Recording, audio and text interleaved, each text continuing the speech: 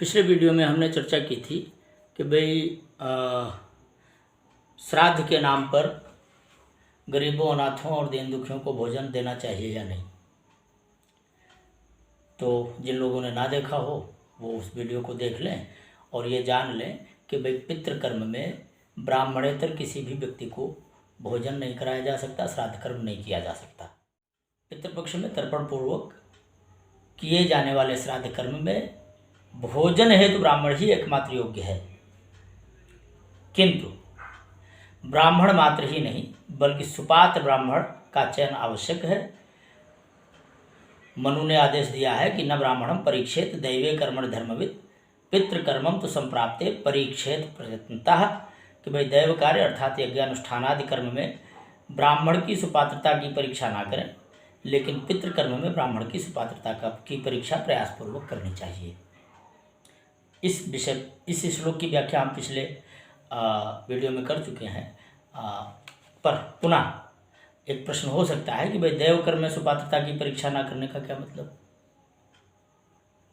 कर्म तो कर्म है, ब्राह्मण तो ब्राह्मण है, ब्राह्मण को तो सुपात्र होना ही चाहिए। तो बात यह नहीं है कि सुपात्र और अपात्रता, मूल बात है दैव कर्म और पितृकर्म के बीच अंतर यहाँ किया गया है। दैव कर्म में यज्ञानुष्ठानादि कर्म आते हैं जिनमें विधान का जानकार होना ज़्यादा आवश्यक है।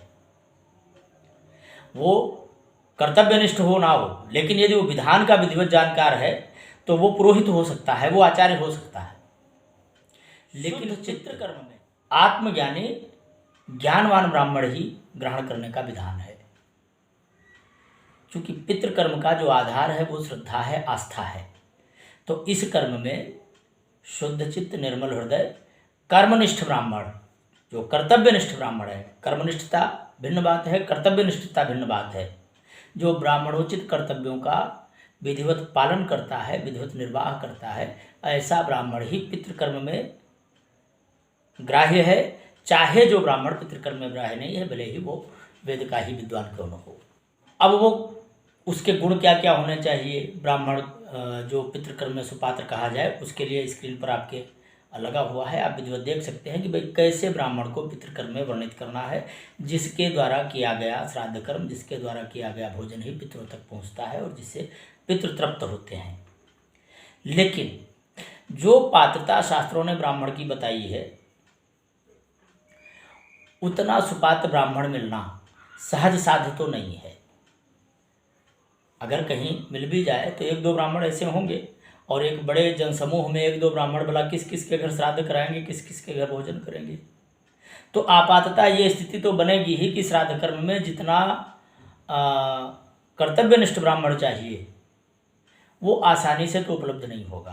तो फिर क्या श्राद्ध ना करें। इसके लिए मनु महाराज ने एक व्यवस्था दी है कि भाई चूंकि सुपात्र ब्राह्मण का मिलना असंभव नहीं है तो कठिन तो है, तो उस अवस्था में जबकि कोई सुपात्र ब्राह्मण ना हो तो श्राद्ध कर्म कैसे करें। तो मैंने पहले एक वीडियो बनाया है जिसमें हमने श्राद्ध और तर्पण का सामान्य सा विधान बताया है कि आम व्यक्ति जिन्हें कोई सुपात्र ब्राह्मण नहीं मिल पा रहा है वो कैसे करें। बड़ा सरल सा तरीका हमने उस वीडियो में बताया है, आप चाहें तो उसे देख सकते हैं। तो मनु ने कहा है कि यदि भोजन कराने के लिए कोई सुपात्र ब्राह्मण नहीं मिलता, क्योंकि सुपात्र ब्राह्मण नहीं मिलता है तो नाम मात्र के ब्राह्मण को भोजन कराना धर्मशास्त्र सम्मत नहीं है। तो उस अवस्था में जनसामान्य क्या करे। मनु ने एक व्यवस्था दी है कि भाई ब्राह्मण चार तरह के हैं, वेदविद ब्राह्मण चार तरह के हैं, चारों वेदविद हैं, लेकिन उनमें भी श्रेणियां हैं। कौन कौन सी। ज्ञान निष्ठा द्विजाह केचित तपोनिष्ठास तथा परे, तपः स्वाध्याय निष्ठाश्च कर्म निष्ठास तथा परे। कुछ ज्ञाननिष्ठ द्विज हैं, कुछ तपोनिष्ठ द्विज हैं, कुछ स्वाध्यायनिष्ठ द्विज हैं और कुछ कर्मनिष्ठ द्विज हैं। चार श्रेणियां ब्राह्मणों की हैं। जो वेदनिष्ठ ब्राह्मण हैं वो चार श्रेणियों में बटे हुए हैं, ज्ञाननिष्ठ, तपोनिष्ठ, स्वाध्यायनिष्ठ और कर्मनिष्ठ। तो इनमें से पितृकर्म के उपयुक्त जो है वो ज्ञाननिष्ठ ब्राह्मण ही मात्र है। शेष तीन दैव कर्म में ग्राह्य हैं लेकिन पितृकर्म में ग्राह्य नहीं है। हालांकि दैव कर्म में ये जो ज्ञाननिष्ठ ब्राह्मण है ये भी ग्राह्य है।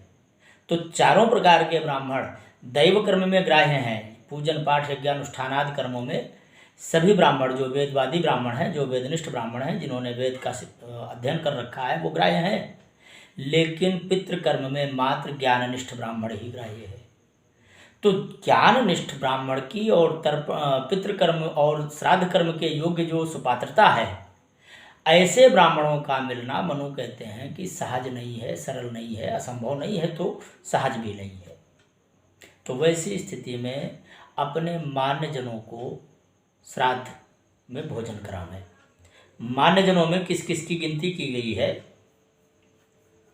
नाना, मामा, भांजा, ससुर, गुरु, नाती, दामाद, मौसी या बुआ का बेटा, ये सभी मान्य वर्ग में आते हैं जन सामान्य के लिए पितृकर्म के संदर्भ में। मनुस्मृति का जो कोट है वो मैंने लगाया स्क्रीन पर, आप सभी देख ही रहे हैं और उसे अच्छी तरह देख लें। और ये इसलिए देखना जरूरी है क्योंकि लोक व्यवहार में मातृ कुल के लोगों को, जैसे नाना और मामा को, अथवा ससुराल पक्ष में ससुर को मान्य वर्ग में नहीं गिना जाता, इन्हें श्राद्ध में आमंत्रित नहीं किया जाता है, ये लोक व्यवहार में प्रचलित है। तो जो लोग ऐसा करते हैं निश्चित ही वो शास्त्रों का अपमान करते हैं। प्रत्येक हिंदू संस्कृति के प्रतिनिष्ठा करने वाले प्रत्येक सनातन धर्मी को शास्त्र की सीमा का उल्लंघन करके कोई कार्य नहीं करना चाहिए, ये पहली बात है। और एक विशेष बात के साथ मैं ये प्रकरण समाप्त करूंगा कि भाई स्त्री को किसी भी तरह श्राद्ध कर्म में ना भोजन कराना है ना ही दान देना है, फिर चाहे वो गुरु पत्नी ही क्यों न हो। तथा सन्यासी को श्राद्ध में भोजन कराने वाला महापातक का भागी होता है। इसलिए किसी भी सन्यासी को, किसी भी मठाभिषिक्त, अब वो चाहे वैष्णव हो, चाहे शैव हो, चाहे शाक्त हो, जो मठाभिषिक्त व्यक्ति है, ऐसे व्यक्ति को भी श्राद्ध में वर्णित नहीं करना चाहिए। जो ऐसे लोगों को श्राद्ध में वर्णित करता है वो पाप का भागी होता है, पातक का भागी होता है। श्राद्ध कर्म में मात्र ब्राह्मण, वो भी पुरुष, और वो भी जो ज्ञाननिष्ठ ब्राह्मण है, जो नित्य संध्या वंदन करता है, नित्य पंचबली करता है, नित्य अग्निहोत्र करता है, ऐसा ब्राह्मण ही श्राद्ध कर्म में भोजन कराने का सुपात्र है। और यदि ऐसा ब्राह्मण ना मिले तो फिर शास्त्र विहित जो मान्यजन हैं, जिनमें मामा, नाना और जो अन्य गिने गए हैं, इन सभी को भोजन करा के ही श्राद्ध कर्म का लाभ लिया जा सकता है। तनोतना सदाशिवम।